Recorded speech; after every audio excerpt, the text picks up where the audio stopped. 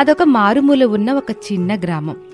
పెళ్లి వయసొచ్చిన గోపాలం బట్టల మూటని పట్టుకుని వెళ్తూ ఉండగా కట్టెల మోపుతో అతని తల్లి సావిత్రమ్మ ఎదురుపడింది.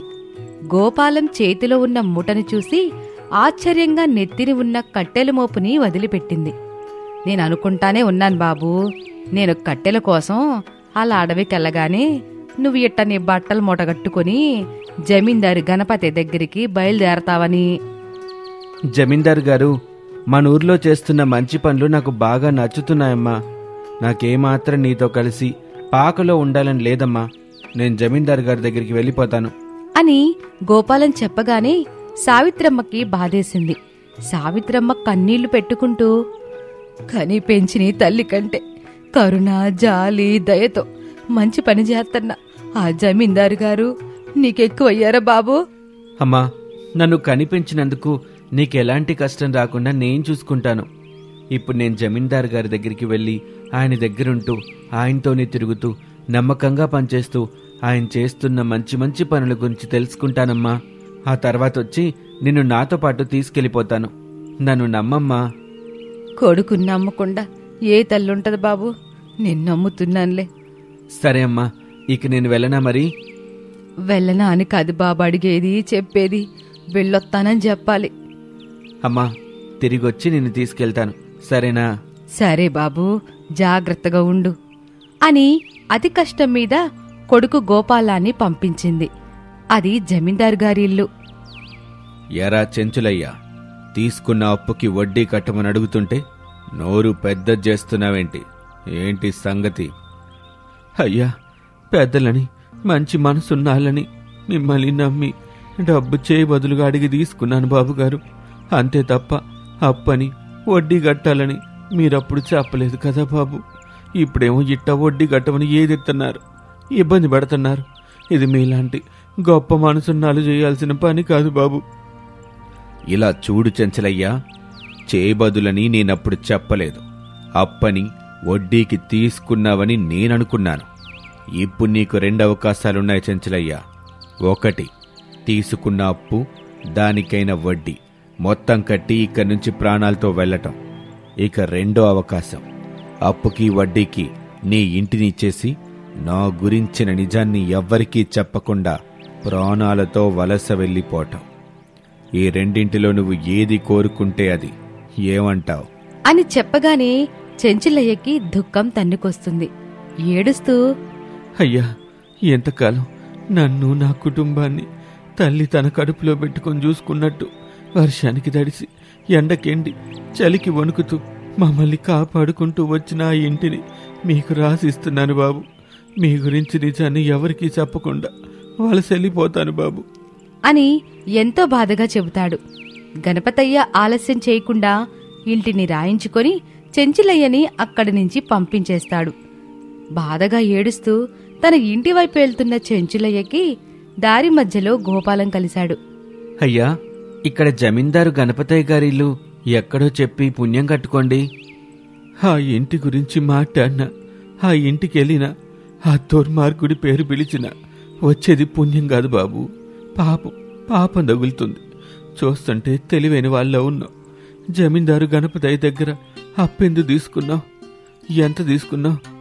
ఇప్పుడే నేను నా ఇంటిని పోగొట్టుకున్నాను అని అనుకుంటూ అలా ముందుకు వెళ్ళిపోతూ ఉంటాడు. అతనిని చూస్తూ, ఇప్పుడే ఇంటిని పోగొట్టుకున్నాను అన్నాడంటే ఈ వైపే జమీందారు గణపతయ్య ఇల్లుండుంటుంది అని అనుకొని ఆ దిశగా నడుచుకుంటూ గణపతయ్య ఇంటికి వెళ్తాడు. గణపతయ్యని కలుస్తాడు. జమీందారును చూసిన ఆనందంలో తాను వచ్చిన విషయాన్ని చెబుతాడు. అతని దగ్గరే పనిలో చేరతాడు. కట్టెలు కొడుతుండేవాడు.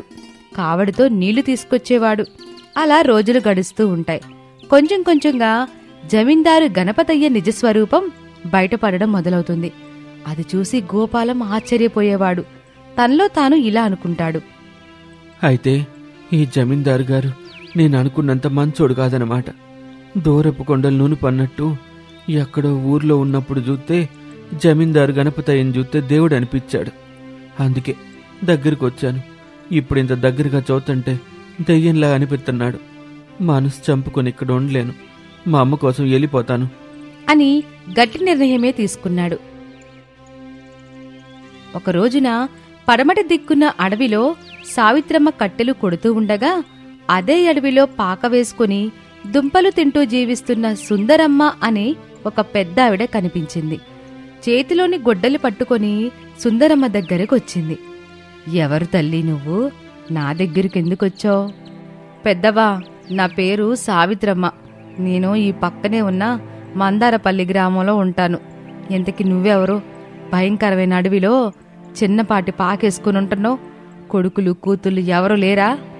నా వివరాలు నీకెందుకు తల్లి? వచ్చిన పని చేసుకొని ఇక్కడి నుంచి వెళ్ళిపో. అదిగాదు పెద్దవ్వా, ఈ అడవిలో క్రూరమైన భయంకరమైన జంతువులు తిరుగుతా ఉంటాయి. ప్రాణభయం లేదా? తెట్లతో దెబ్బలతో రోజు కొంత ప్రాణం తీసే మనుషుల కంటే కనబడగాని ఒకేసారి ప్రాణం తీసే క్రూరమైన జంతువులే నయం తల్లి. ఇంత కఠినంగా మాట్లాడుతున్నావంటే మీ మనసులో చాలా బాధ ఉందని అర్థం అవుతుంది తల్లి. నేను కూడా ఒక ఆడదాన్నేగా, అందులోనూ అమ్మనే. చెప్పు తల్లి, లోపల పడుతున్న బాధను చెప్పుకొని నీ బరువును దించుకో పెద్దవ్వా అని సావిత్రమ్మ సానుభూతిగా అనగానే సుందరమ్మకి దుఃఖం ఆగలేదు. కన్నీళ్లు పెట్టుకుంది. సావిత్రమ్మ ఓదార్చే ప్రయత్నమూ చేయలేదు. సుందరమ్మ ఏడుస్తూనే ఉంది. కొంత సమయం తరువాత తేలికైన మనసుతో, మాది ఈ అడవికి కిలోమీటర్ దూరంలో ఉన్న తిమ్మాపూర్ అని ఒక గ్రామం. మీ గ్రామంలోనే కదా జమీందారు గణపతయ్య ఉండేది. వాళ్ళ గురించి, వారు చేస్తున్న మంచి పనుల గురించి మా ఊరోళ్ళంతా జమీందారు గారిని దేవుణ్ణి చేసి పూజ చేస్తా ఉంటారు. దూరపు కొండలు నునుపు తల్లి. అర్థం కాలేదు పెద్దవా? కంటికి కనిపించేదంతా నిజం కాదు తల్లి. కొన్ని సందర్భాలలో మనసుతో కూడా చూడాలి. అప్పుడే మనిషిలోని అవలక్షణం కనబడతది, బయటపడతది. మీ మాటలు సరిగ్గా అర్థం కావడం లేదు పెద్దవ్వా.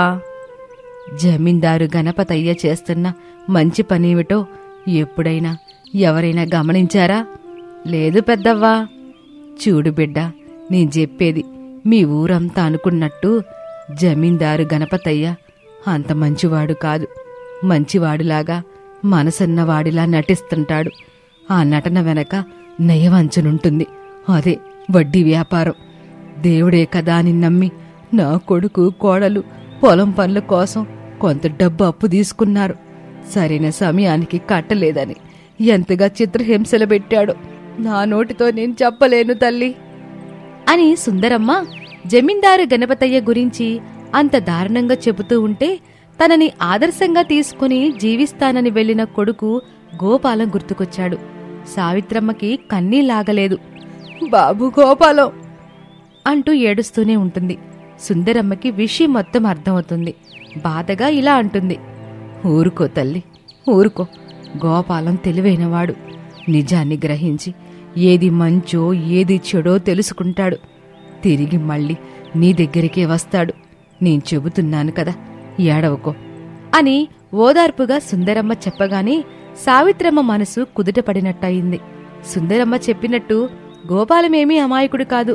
అలాగని అతి తెలివైనవాడు కాదు. అసాధ్యుడు, తెలివైనవాడు. చూడు తల్లి, ఇక్కడ నన్ను చూసినట్టుగాని నేను జమీందారు గణపతయ్యని చంపబోతున్న విషయంగాని ఎవరికి చెప్పకో. అది నీకే మంచిది. ఇక వెళ్ళు అని చెప్పగానే సావిత్రమ్మ కట్టెలను నెత్తిన పెట్టుకొని భయంగా అక్కడి నుంచి ఇంటికొచ్చింది. కొడుకు గోపాలం లేని ఇల్లు బోసిగా ఉంది. ఎందుకో తనక్కూడా ఆ ఇంట్లో ఉండాలనిపించలేదు. ఉన్న పలంగా జమీందారు గణపతయ్య దగ్గరికి వెళ్లి అతని దగ్గర పనిచేస్తున్న తన కొడుకు గోపాలానికి నిజం చెప్పి తనని ఇంటికి తీసుకురావాలనిపిస్తుంది. కాని తను ఎంత చెప్పినా తన కొడుకు గోపాలం నమ్మడని ఆలోచిస్తూ ఇంటి దగ్గరే ఆగిపోయింది. ఒక రోజున గోపాలం గణపతయ్య దగ్గరకొచ్చాడు. అయ్యా, నేనింటికెళ్తున్నాను. మా అమ్మ పదే గుర్తుకొస్తుంది. నువ్వు నిజం చెప్పినా అబద్ధం చెప్పినా నా దగ్గర నుంచి బయటికెళ్తున్నావు. నీ వల్ల నాకు సమస్య రానంత వరకు నీ ప్రాణాలకు ఎలాంటి ముప్పు ఉండదు. సమస్య వచ్చిన తర్వాత నువ్వుండవు. ఇక వెళ్ళు అని చెప్పగాని గోపాలం సంతోషపడుతూ అక్కడి నుంచి బయలుదేరతాడు. కొంత సమయం తర్వాత ఇంటికొచ్చాడు. తన తల్లి సావిత్రమ్మను చూసి, అమ్మా, నీకోసం వచ్చేసానమ్మా. దూరపు కొండల నునుపని తెలుసుకున్నానమ్మా. ఎకెప్పటికీ ఇంటిని నన్ను వదిలేళ్ళవు కదా. నువ్వు వెళ్ళమని చెప్పినా నేను వెళ్ళనమ్మా. నువ్వు వెళ్ళగొట్టినా సరే నేను ఇంట్లో నుంచైతే వెళ్ళను. నేను ఇక్కడే పనికి వెళ్తాను, పైసలు పోగు చేస్తాను, పెళ్లి చేసుకుంటానమ్మా అని కొడుకు చెప్పటంతో సావిత్రమ్మ సంతోషపడుతుంది. కొన్నాళ్లకు గోపాలం కమలకి పెళ్ళవుతుంది. కట్టెలు కొట్టి అమ్ముతూ తల్లి భార్యలతో కలిసిమెలిసి జీవిస్తూ ఉంటాడు. ఇది ఇవాల్టి స్టోరీ. మరొక ఆసక్తికర కథతో మళ్ళీ కలుద్దాం. మహావనపురం అనే ఒక ఊరిలో గురవయ్య అనే ధనవంతుడుండేవాడు. గురవయ్య తన భార్య గౌరి 15 ఏళ్ల కొడుకు గిరితో కలిసి ఊరి మధ్యలో ఉన్న పెద్ద భవంతిలో ఉండేవాడు. గురవయ్యకి అందరూ తన కాళ్ల దగ్గరే ఉండాలన్న దుర్బుద్ధి ఉండేది. తనకంటే పైన ఎవ్వరూ ఉండకూడదన్న కుళ్ళు బుద్ధితో ఉండేవాడు. భార్య గౌరీ మాట కూడా అస్సలు లక్ష్య పెట్టేవాడే కాదు. ఇక గౌరీ ఇంట్లో ఎప్పుడూ మౌనంగానే ఉండేది. తల్లి మీద వల్లమాలిన ప్రేమ ఉన్న కొడుకు గిరి మాత్రం తండ్రికి ఎదురు మాట్లాడుతూ ఉండేవాడు. కాని గిరిని ఏమీ అనలేక గిరిని కొట్టేవాడు గురవయ్య. తల్లి బాధ చూడలేక గిరి కూడా తన పని తాను చేసుకుంటూ పోయేవాడు. ఊళ్ళో వాళ్ళు కూడా మనసులో గురవయ్యను నానా మాటలు తిట్టుకుంటూనే ఉండేవారు. కాని ఆ ఊర్లో ఎవరికప్పు కావాలన్నా గురవయ్యే దిక్కు. అందుకే పైకి తనని పొగుడుతూ ఉండేవారు. ఇలా ఉండగా ఒక ఏడాది మహావనపురంలో వానలు పడలేదు, మబ్బుల జాడ కనపడలేదు. వర్షాకాలంలో కూడా ఎండలు భగ్గున మండుతూ ఉన్నాయి. ఊర్లో ప్రజలు వేడికి అల్లాడిపోతూ ఉన్నారు. అప్పుడొచ్చారు ఆ ఊరిలోకి ఒక స్వామీజీ. మండుటెండలో కూడా ఓ చెట్టు కింద పొయ్యి మీద కాలే పెనంలో ఉన్న అరుగు మీద కూర్చొని ధ్యానం చేయడం మొదలుపెట్టాడు. ఆయన ఊరిలోకొచ్చిన 2వ రోజే మబ్బులు పట్టి పెద్ద వాన కురిసింది. దెబ్బకు వేడి చల్లటి గాలిలో కొట్టుకుపోయింది. అదంతా స్వామీజీ వాళ్ళ ఊరికి రావడం వల్ల జరిగిన అద్భుతమని అందరూ నమ్మడం మొదలుపెట్టారు. ఎన్ని రోజులైనా స్వామీజీ ధ్యానంలోనే ఉన్నారు. ఆ ఊరి వాళ్ళు ఆయనతో మాట్లాడాలని, ఆయన ఎప్పుడు కళ్ళు తెరుస్తాడా అని ఆయన ముందే కూర్చొని ఎదురు చూస్తూ ఉండేవారు. ఆ స్వామీజీ ఎవరో చూద్దామని గురవయ్య కూడా వెళ్లాడు. ఊరివాళ్లు గురవయ్య రావడం చూసి పక్కకి జరిగి దారిచ్చారు. ఇదేంటి, మీరంతా ఇక్కడే పడిగాపులు పడుతున్నా స్వామీజీ కళ్ళు తెరవలేదా? లేదయ్యా, ఆయన ఈ ఊరికి వచ్చినప్పటినుంచి అట్టాగే కూర్చునున్నారు. మొన్న పడిన వర్షానికి కూడా అట్టాగే తడుస్తూ ఉన్నారే తప్ప కళ్ళు మాత్రం తెరవలేదు. కొంపదీసి అట్టా గడ్డగట్టుకుపోయారేమో, ఓసారి కదిపి చూడకపోయారా? అమ్మో, ఆయన దీక్ష భగ్నం చేస్తే మనకి శాపం తగులుతుందేమో. కాని ఏమీ తెలియని పసిపిల్లల్ని వాళ్ళు శపించలేరు గదా. ఒరేయ్ సాంబయ్య, నీ కూతురి వయసు 4 ఏళ్లు గదా, దానిట తీసుకురారా. అయ్యా, నా కూతురికేమన్నా అయితే నేను తీసుకురానయ్యా. అబ్బా, నేను చెప్తున్నాను కదరా, స్వామీజీలంటే ఎంతో ఓర్పు సహనం కలిగినోళ్ళు. వాళ్ళు పెద్దవాళ్ళని త్వరగా శపిస్తారేమో గాని చిన్నపిల్లల్ని ఏమీ అనరు అంటూ సాంబయ్య కూతుర్ని స్వామీజీ దగ్గరికి పంపించాడు. ఆ పాప అమాయకంగా వెళ్లి స్వామీజీ కాలు మీద చెయ్యి వేసింది. స్వామీజీ నవ్వుతూ కళ్ళు తెరిచాడు. ఆ పాపను దీవించి పంపించేశాడు. గురవయ్య ఆలోచన నిజంగా జరిగినందుకు అక్కడున్న జనాలు ఆశ్చర్యపోయారు. గురవయ్య గర్వంగా నవ్వాడు. నేను చెప్పాను గదా, పిల్లల్ని స్వామీజీలు శపించరు అని. నీకున్న అతి తెలివితేటలు వీళ్లకు లేవులే గురవయ్యా. నా ధ్యానం భంగం కాకూడదని వీళ్లంతా మౌనంగా ఉన్నారు. నువ్వు అనుకున్నది సాధించుకోవటానికి ఈ చిన్నారిని వాడుకున్నావు. చూడండి స్వామి, ఎండనక వాననక మా ఊరి కోసం తపస్సు చేసి చేసి మీరలిసిపోయినట్టున్నారు. మా ఇంటికి రండి స్వామి, మీకు ఆతిథ్యమిస్తాను. 3 పూటల పంచభక్ష పరమాన్నాలు పెట్టిస్తాను. అలాగే నీక్కూడా సమయం ఆసన్నమైంది. ఈ చివరి అవకాశాన్నైనా సద్వినియోగం చేసుకో అంటూ స్వామీజీ పైకి లేచాడు. స్వామీజీ మాటలకి అర్థం తెలియక తింగని మొహం పెట్టాడు గురవయ్య. స్వామీజీ గురవయ్యతో పాటు వాళ్ళ ఇంటికి వెళ్లాడు. గౌరీ స్వామీజీని చూసి చూడగానే వచ్చి నమస్కారం చేసింది. సకల మర్యాదలు చేసి గౌరవించింది. గిరి కూడా వినయంగా స్వామీజీకి సేవ చేశాడు. ఆ రాత్రివేళ ధ్యానంలో ఉన్న స్వామీజీ దగ్గరికి గురవయ్య వచ్చాడు. గురువుగారు, కాస్త కళ్ళు తెరవండి. చెప్పు గురవయ్యా. అయ్యా, మీకు మా ఆతిథ్యం నచ్చిందా? ఎట్టాంటి లోటు లేదు గదా? లేదు, అంతా బావుంది. నీ భార్య గౌరీ ఉన్న చోట దేనికి కొద ఉండదు. నువ్వు ఇంత ఆస్తి సంపాదించటానికి మూల కారణం నీ భార్య తెచ్చిన కట్నమే కదా. పెళ్లికి ముందు నీకు జేబులో చిల్లి గవ్వ కూడా నిలిచేది కాదు. స్వామీజీ నిజం పలికేసరికి తడబడి చుట్టుపక్కల ఎవరైనా ఉన్నారేమో, ఆ మాటలు విన్నారేమో అని బెదురు చూపులు చూశాడు గురవయ్య. గురవయ్య మళ్ళీ ఏదో చెప్పబోతూ ఉండగా స్వామీజీ ఆపి తానే ఒక కోరిక కోరాడు. నువ్వు నాకో సాయం చేసి పెట్టు గురవయ్యా. నేను మీకు ఏ సాయం చేయగలను స్వామీ? నేను ఊరు విడిచి వెళ్లాల్సిన సమయం దగ్గర పడింది. రేపొకసారి ఊరి జనంతో మాట్లాడి సెలవు తీసుకుంటాను. రేపందరినీ ఒక చోట చేర్చు గురవయ్యా. అంతేగదా స్వామి, అట్టాగే చేస్తాను. రేపుదయాన్నే అందరూ మన ఇంటి ముందే ఉంటారు, మీరు చూడండి అని చెప్పి వెళ్ళిపోయాడు. అన్నట్టుగానే మరుసటి రోజు ఉదయానికి ఊరంతా గురవయ్య ఇంటి ముందు ప్రత్యక్షమయ్యారు. ఏదో పెద్ద ఘనకార్యం చేసినట్టు భుజాలు ఎగరేసుకుంటూ నిలబడ్డాడు గురవయ్య. స్వామీజీ ఏమీ తెలియనట్టు ప్రజల ముందుకు వెళ్లి నిలబడ్డాడు. నేను దైవాజ్ఞ వల్లే మీ ఊరికొచ్చాను. కాల వైపరీత్యం వల్ల మీరు పడుతున్న అగచాట్లను తీర్చమని నాకు సెలవొచ్చింది. నేను వచ్చిన పని పూర్తయింది. ఇక నేను తిరిగి వెళ్లాల్సిన సమయమూ వచ్చింది. మీరంతా మంచి మనసున్న మనుషులు. మీ ఊరికి మహావనపురం అనే పేరు ఎలా వచ్చిందో తెలుసా? మీకు దగ్గర్లోనే మహావనం అనే అడవి వల్ల. ఆ అడవి పచ్చగా ఉండటానికి కారణం మీ పూర్వీకులే. అందుకే ఆ అడవి మాత మిమ్మల్ని చల్లగా చూస్తుంది. ఆ అడవి గర్భంలో ఉన్న అమూల్య ధననిధిలాగానే మీ అందరి మనసుల్లో కూడా నిధి ఉండాలి. అదే నిస్వార్థమైన మనస్సు. దానికి మించిన నిధి ఈ భూమి మీద మరొకటి లేదు.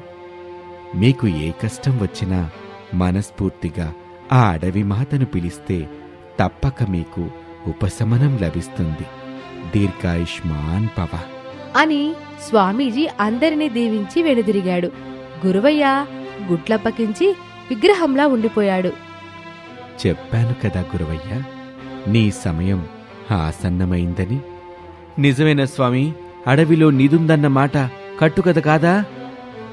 కాదు నాయనా, నిజంగానే అడవిలో గొప్ప నిధి ఉంది. అట్టయితే దాని దగ్గరికి ఎట్టా చేరుకోవాలి స్వామి? నిజంగా ఆ నిధిని సాధించాలని నీకు కోరిక కలిగితే ఆ నిధి నిన్ను తన దగ్గరకు ఆకర్షిస్తుంది. కాని నువ్వు మంచి మనసుతో మాత్రమే దాన్ని చేరుకోవాలి. స్వార్థం నిండిన మనసు ఆ నిధికి అసహ్యం. అట్టాగే స్వామి, నిష్టగా నేను దాన్ని చేరుకుంటాను. ఆ రోజు సాయంత్రమే స్వామీజీ ఊరు వదిలి వెళ్లిపోయారు. ఆ మరునాడే గురవయ్య ప్రయాణం కట్టాడు. తనతో పాటుగా గిరిని కూడా బయలుదేరమన్నాడు. ఒరే గిరి, బయలుదేరు. మనం అడవిలో పెద్ద ప్రయాణమే చేయబోతున్నాం. దేనికి నాన్నా? అడవిలో నిదుందని స్వామీజీ చెప్పారు కదా, అదెట్టాగైనా కనిపెట్టి తీసుకురావాలి. తీసుకొచ్చేం చేస్తావు? అసలది ఎలాంటి నిదో నీకు తెలియదు కదా నాన్నా. అవన్నీ నేను చూసుకుంటాను గాని నువ్వు నాతో పాటు రా, అంతే. యావండి, ఎక్కడుందో ఎందుకుందో తెలియని దానికోసం ప్రాకులాడటం అవసరమా? భర్త మేలుకోరి సలహా ఇవ్వబోయిన గౌరిని గురవయ్య కసురుకున్నాడు. నోరు మొయ్. శుభమాని ప్రయాణానికి సిద్ధమవుతుంటే అపశకనపు మాటలు మాట్లాడతావు. అసలు నిన్ను ఎవరు సలహా అడిగారు? పోయి ఇక్కడి నుంచి. కాదండి గిరి. ఇంకొక్క మాట మాట్లాడావంటే నీ తోలూడిపోయేలా కొడతాను, జాగ్రత్త. పాపం గౌరీ ఏడ్చుకుంటూ లోపలికి వెళ్లిపోయింది. అప్పుడు ఆమెకి స్వామీజీ మాటలు గుర్తొచ్చాయి. స్వామీజీ వాళ్ళ ఇంట్లో ఆతిథ్యం స్వీకరించిన రోజున గురవయ్య లేని సమయంలో గౌరీతో స్వామీజీ ఒక మాట చెప్పారు. అమ్మా గౌరీ, ఇది నీకు కష్టకాలం తల్లి. నీ భర్త అత్యాశకు పోయి ప్రాణాల మీదకు ప్రమాదం కొని తెచ్చుకోబోతున్నాడు. అయితే దాన్ని ఎవ్వరూ ఆపలేరు. కాబట్టి నేను ఊరు విడిచి వెళ్ళిపోయాక నీ భర్త, కొడుకు ఇద్దరూ కలిసి ప్రయాణానికి సిద్ధమైతే అదే నువ్వు నీ భర్తని ఆఖరుసారిగా చూడటం అవుతుంది. నీ కొడుకు గిరి కొండంత విజయాన్ని, విజ్ఞానాన్ని సంపాదించి విజయుడై తిరిగొస్తాడు. పుత్రుడి వల్ల పరమానందం పొంది నువ్వు స్వర్గానికి చేరుకుంటావు తల్లి. ఆ మాటలు గుర్తొచ్చిన వెంటనే గౌరీ ఎలాగైనా వాళ్ళని ఆపాలని బయటకు వెళ్ళింది. కాని అప్పటికే గురవయ్య గిరిని బలవంతం చేసి ఇల్లు దాటి ఎడ్లబండి మీద చాలా దూరం వెళ్ళిపోయాడు. ఇక గౌరీ చేసేదేమీ లేక మౌనంగా ఏడుస్తూ ఉండిపోయింది. మరోవైపు గురవయ్య తనలో తానే ఇలా మాట్లాడుకుంటూ ఉన్నాడు. నీదంటే బంగారం ఉంటుందా? రత్నాలుంటాయా? లంకె బిందులుంటాయేమో, చెక్కపెట్లుంటాయి. వాటిని తిరిగి ఎట్టా తీసుకొచ్చేది? అబ్బా నాన్న, ఇప్పుడు నీకేం తక్కువైందని నిధి అంటూ పరుగులు పెడుతున్నావు? అక్కడ ఊళ్ళో అమ్మ ఒక్కతే ఉంటుంది నాన్న. మీ అమ్మ వల్ల నాకు ఒరిగిందేమీ లేదుగాని నువ్వు ఆలోచన తీసే. ఎంత సంపాదించినా సంపదకి అంతంటూ ఉండదురా. 1,00,000 రూపాయలున్నోడికి దారిలో 1,000 రూపాయలు కనిపిస్తే నా దగ్గర 1,00,000 రూపాయలున్నాయి గదా, ఈ 1,000 నాకెందుకు అంటాడా? వెంటనే వాటిని తీసుకుని కళ్ళకద్దుకుంటాడు. ఇది కూడా అంతే. ఆ నిధి నా సొంతమైతే నన్ను మించినోడు ఈ చుట్టుపక్కల అటుపదూర్లు ఇటుపదూర్లలో ఎవ్వరూ ఉండరు. నాన్న, నువ్వు అత్యాశకు పోయి నిధి కోరుకుంటున్నావు. కాని స్వామీజీ చెప్పారు కదా నాన్న, నిస్వార్థమైన మనసుంటేనే దాన్ని చేరుకుంటావని. అది నీకు నాకు తెలుసు. ఆ నిధికి అడవికి తెలుసా? ఇక ప్రశ్నలు వేసి నన్ను విసిగించబాకు. చాలా దూరం ప్రయాణం చేశాక అడవి దగ్గరకు చేరుకున్నారు ఇద్దరు. అడవిలోకి ఎడ్లబండి మీద వెళ్లడం కుదరదు గనుక చెరకు సంచి వీపున తగిలించుకుని అడవిలోకి నడవడం మొదలుపెట్టారు. అప్పటి వరకు అయిష్టంగా ప్రయాణించిన గిరి అడవిలోకి అడుగుపెట్టాక ఏదో తెలియని వింత అనుభూతికి లోనయ్యాడు. ఆ పచ్చని అడవి, పక్షుల అరుపులు, దూరంగా ఎక్కడో పారుతున్న సెలయేటి సవ్వడి గిరిని ఆహ్వానిస్తున్నాయా అన్నంత ఆహ్లాదంగా ఉన్నాయి. గిరి మనసు ప్రశాంతంగా మారిపోయింది. మరోవైపు గురవయ్య మొహం చిరాకుగా పెట్టి నడుస్తూ ఉన్నాడు. నాన్న, అడవి మనల్ని ఆహ్వానిస్తున్నట్టుగా ఉంది కదా ఈ వాతావరణం చూస్తుంటే. అబ్బబ్బా, ఈ పురుగులు మహాకాంపరంగా ఉన్నాయి. వీటన్నిటినీ పోగేసి తగలేసే దరిద్రం వదిలిపోతుంది. ఎవరి అనుభవం వాళ్లదే అన్నట్టుగా ఇద్దరూ నడుస్తున్నారు. కొంత దూరం వెళ్ళాక ఇద్దరూ నడుస్తున్న దారి రెండుగా విడిపోయింది. ఒక దారిలో ఎవరో నడిచినట్టు అడుగుల గుర్తులున్నాయి. ఒక దారిలో ఆకులతో నిండి ఉంది. ఒరే, ఈ దారిలో ఎవరో ఇంతకుముందు వెళ్ళినట్టున్నారు. పద, ఇటు వెళ్దాం. కాని గిరి గురవయ్య మాట వినకుండా ఆకులతో నిండి ఉన్న దారిలో ఒక్కడే నడక మొదలుపెట్టాడు. ఒరే, ఏంటొక్కడవే వెళ్తావా? సరే పో, నీకేమైనా దొరికితే తీసుకో. ఇదిగో ఇక్కడికే వచ్చి మళ్ళీ ఇక్కడే ఉండు. నేను నిధి తీసుకుని త్వరగా వచ్చేస్తాను అంటూ రెండో దారి గుండా వెళ్లాడు గురవయ్య. అలా తండ్రి కొడుకులు వేరైపోయారు. గురవయ్య చాలా దూరం నడుస్తూ వెళ్ళాక దారిలో ఒక చిన్ని పక్షి కింద పడి విలవిల్లాడుతూ కనిపించింది. గురవయ్య దాన్ని చేత్తో తీసి పక్కకి విసిరేశాడు. ఒక చెట్టు కింద కూర్చొని తను తెచ్చుకున్న భోజనం తినేసి అక్కడే నిద్రపోయాడు. చెట్టు పైనున్న ఒక గూడిలో నుండి కళ్ళు కూడా తెరవని ఒక పక్షి పిల్ల గురవయ్య మీద పడింది. గురవయ్య ఉలిక్కిపడి లేచాడు. ఆ పక్షి పిల్లని చూసి చిరాకు పడ్డాడు. అబ్బా, బంగారం లాంటి నా నిద్ర పాడు చేసేశావు. నువ్వు బ్రతికి ఎవరికి ఉపయోగం? అంటూ జాలి కనికరం లేకుండా ఆ చిన్ని ప్రాణిని దూరంగా విసిరేశాడు. లేచి మరలా తన ప్రయాణాన్ని కొనసాగించాడు. అప్పటికి కాస్త చీకటి పడింది. మరి కొంత దూరం వెళ్ళాక ఒక పెద్ద పులి కాలికి రక్తం కారుతూ పడుకొని ఉండడం చూశాడు. పులిని చూసి చాలా భయపడిపోయాడు. అమ్మో, ఎంత పెద్ద పులు! దాని కాలికేదో దెబ్బ తగిలినట్టుంది. ఇప్పుడు గనక అది నిద్ర లేస్తే లేని ఓపిక తెచ్చుకొని నన్ను వేటాడి నవిలేస్తుంది. అది నిద్ర లేవకుండానే దాన్ని చంపేయాలి. గురవయ్య ఒక పెద్ద రాయి మోసుకెళ్లి పులి తల మీద కొట్టి దాన్ని చంపేశాడు. పులి అక్కడికక్కడే ప్రాణం వదిలేసింది. అప్పటికే మరింత చీకటి కమ్మేసింది. గురవయ్య చుట్టూ ఆకులు గాలికి సుడులు తిరుగుతూ పైకి లేచాయి. ఒక ఆడస్వరం వినిపించింది అతనికి. నీచుడా, నీ యంతం నువ్వే నిర్ణయించుకున్నావు. నీ వంటి స్వార్థపరులకు ఈ అడవే సమాధి. ఆ స్వరం వినబడగానే ఆకులన్నీ సుడిగుండంలా లేచి గురవయ్యను కబలించేశాయి. చూస్తూ ఉండగానే గురవయ్య మట్టిలా మారిపోయాడు. మరోవైపు గిరికి కూడా దారిలో ఎగరలేక పడి ఉన్న చిన్న పక్షి కనిపించింది. అయ్యయ్యో, ఏమైంది నీకు? నీ రెక్కలకు దెబ్బ తగిలిందా? అంటూ దాన్ని చేతిలోకి తీసుకొని తల నిమిరాడు. ఆ పక్షి కళ్ళు తెరచి లేచి నిలబడింది. నీకేం కాలేదుగా? సరే, నాతో పాటురా. నేనెక్కడికి వెళ్తున్నానో నాకే తెలీదు అని ఆ పక్షిని భుజం మీద పెట్టుకున్నాడు. కొంత దూరం వెళ్ళాక గిరికి బాగా నిద్రొచ్చేసింది. ఏంటి, ఉన్నట్టుండి నాకు బాగా నిద్ర ముంచుకొస్తుంది. ఆలోచిస్తూనే ఒక చెట్టుకి జారబడి నిద్రపోయాడు. కళ్ళు కూడా తెరవని ఒక పక్షి పిల్ల ఆ చెట్టు మీదున్న గూటిలో నుండి గిరి మీద పడింది. గిరి ఉలిక్కిపడి నిద్రలేచాడు. ఆ చిన్ని పక్షిని గబగబా తీసుకొని ముందు వెనుక ఆలోచించకుండా చెట్టెక్కి గూటిలో పెట్టాడు. అప్పటికి అడవి మరింత వెలుగుమయం అయింది. ఆ తర్వాత భుజం మీద పక్షితో మాట్లాడుకుంటూ ముందుకు వెళుతూ ఉండగా కాలికి రక్తం కారుతూ ఒక పులి పడుకుని ఉండడం చూశాడు. పులిని చూడగానే గిరి భయపడిపోయాడు. అమ్మో, ఎంత పెద్ద పులో! అంటూ గజగజ వణికిపోయాడు. గిరి భుజం మీదున్న పక్షి అప్పుడు మాట్లాడింది. ఏం పర్లేదు గిరి, ఆ పులి నిన్ను ఏమీ చేయదు. ఆ? నువ్వు మాట్లాడుతున్నావా? నాకు మీ భాష తెలుసు. ఆ పులి నిన్నేమీ చేయదు. పక్కనుండి వెళ్ళిపో. గిరి భయపడుతూనే పులి పక్కనుండి ముందుకు సాగాడు. కాని రక్తం కారుతున్న దాని కాలు చూసి జాలిపడి వెనక్కి వచ్చాడు. పులిలో ఏ చలనం లేకపోవటం చూసి గబగబా తన దగ్గరున్న మూట విప్పి పులి కాలికి కట్టాడు. నేను ప్రస్తుతం ఇంతకంటే ఏమీ చేయలేను, జాగ్రత్త అని చెప్పి వెళ్లబోయాడు.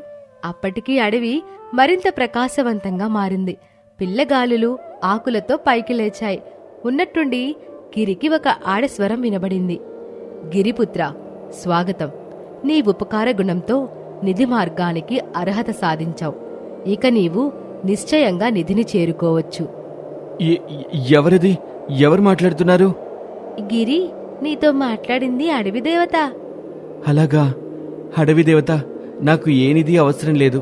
నేను నిధిని కోరుకుని ఇక్కడికి రాలేదు. కాని ఇప్పుడు అడవి నిన్ను ఎన్నుకుంది. నీకు ఒక ప్రణాళిక సిద్ధమైంది. అడవి మర్మాలు తెలుసుకోవడానికి నువ్వు అర్హత సాధించావు. నేనా? నాకేం అర్హతుంది? ఈ భూమి మీద ప్రతి ప్రాణికి ఒక సంకల్పం ఉంది. అదేవంటే ఇతర ప్రాణులకు సహాయపడడం.